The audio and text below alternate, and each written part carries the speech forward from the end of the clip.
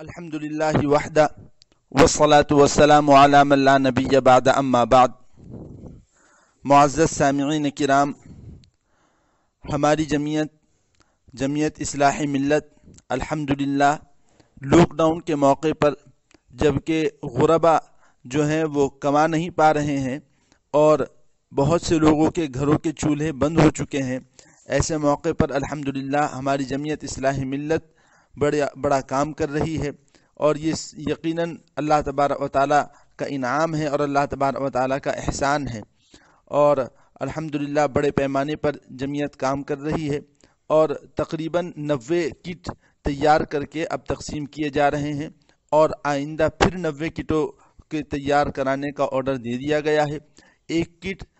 22 کلو 150 gram کے اوپر مشتمل ہے، جس میں 10 کلو آٹا ہے، 5 کلو چاول ہے، 1 کلو چینی ہے، 2 کلو دال ہے، 1 کلو ریفائنڈ ہے، اور اسی طریقے سے 1 کلو مسالے ہیں، اور پتی بھی ہے۔ تو یہ پورا جو ہے وہ تقریباً 22 کلو 150 گرام بیٹھتا ہے، جو ایک کٹ کے اندر ہے، اور یہ لوگوں کے درمیان تقسیم کی جا رہی ہے۔ اللہ تبارک و تعالیٰ ان تمام لوگوں کو جنہوں نے جمعیت کا تعاون کیا بھرپور بدلہ عطا فرمائے، اور ان تمام لوگوں کے لیے جو جمعیت کے لیے مال کے ذریعے سے کوشش کر رہے ہیں یا اسی طریقے سے اپنی محنت کے ذریعے سے کوشش کر رہے ہیں، میں یہ حدیث سنانا چاہتا ہوں جو حضرت علی رضی اللہ عنہ سے منقول ہے۔ حضرت علی رضی اللہ عنہ فرماتے ہیں کہ قال رسول اللہ صلی اللہ علیہ وسلم، اللہ کے رسول صلی اللہ علیہ وسلم نے ارشاد فرمایا، ان فی الجنت غرفا ترا ظہورها من بطونها وبطونها من ظہورها، فقام اعرابی فقال لمن هي یا رسول اللہ، فقال لمن اطاب الکلام واطعم الطعام وادام الصیام وصلى باللیل والناس نیامون۔ اللہ کے رسول صلی اللہ علیہ وسلم نے ارشاد فرمایا کہ یقیناً جنت میں محلات ہیں جن کا اندرونی حصہ باہر سے نظر آئے گا اور بیرونی حصہ اندر سے نظر آئے گا، ایسے شاندار محلات ہیں۔ تو ایک دیہاتی نے کہا کہ اے اللہ کے رسول صلی اللہ علیہ وسلم، یہ محلات کس کو ملیں گے؟ تو اللہ کے رسول صلی اللہ علیہ وسلم نے ارشاد فرمایا کہ یہ محلات اس کو ملیں گے جو اچھی گفتگو کرتا ہے اور لوگوں کو کھانا کھلاتا ہے اور روزے رکھتا ہے اور رات میں نماز پڑھتا ہے جبکہ لوگ سوئے ہوئے ہوتے ہیں۔ تو اس حدیث کا خلاصہ یہی ہے کہ اللہ تعالیٰ ایسے لوگوں کو جو بھوکوں کو کھانا کھلاتا ہے، اور جو آدمی ایسا ہے کہ غریبوں کے گھر راشن پہنچاتا ہے، اور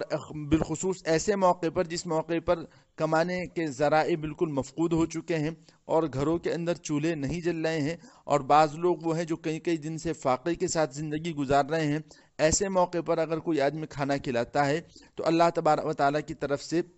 اور رسول اللہ صلی اللہ علیہ وسلم کی طرف سے اس کو یہ بشارت ہے کہ اس کو ایسے محلات اللہ تعالیٰ عطا فرمائیں گے جس کی دیواریں ایسی ہوں گی کہ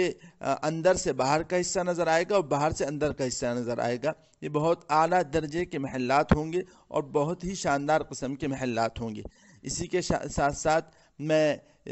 اپنی جمعیت کے سرپرست محترم حضرت اقدس مولانا سید انظر حسین میاں صاحب دامت برکاتہم العالیہ کے لیے دعا کرتا ہوں کہ حضرت کی یقیناً توجہات ہی کے نتیجے میں جمعیت اصلاح ملت یہ کام کر رہی ہے، اور حضرت ہی کی سرپرستی میں اور حضرت ہی کی عنایات سے یہ جمعیت کام کر رہی ہے۔ اللہ تبارک و تعالی حضرت کے سائے کو تاجر قائم و دائم فرمائے، اور جمعیت کے اوپر جو حضرت کی خاص توجہات ہیں ان خاص توجہات کو بھی اللہ تبارک و تعالی قائم و دائم فرمائے۔ اور اسی کے ساتھ ہم اپنے برادر مکرم جناب حافظ سید محمد قیصر صاحب دامت برکاتہم العالیہ کا بھی شکر ادا کرتے ہیں کہ وہ بھی جمعیت کے ساتھ لگے ہوئے ہیں اور ہر موقع پر جمعیت کی رہنمائی کر رہے ہیں اور ہر موقع پر جمعیت کا تعاون بھی کر رہے ہیں۔ اللہ تبارک و تعالی ان تمام لوگوں کو بہترین بدلہ عطا فرمائے، اور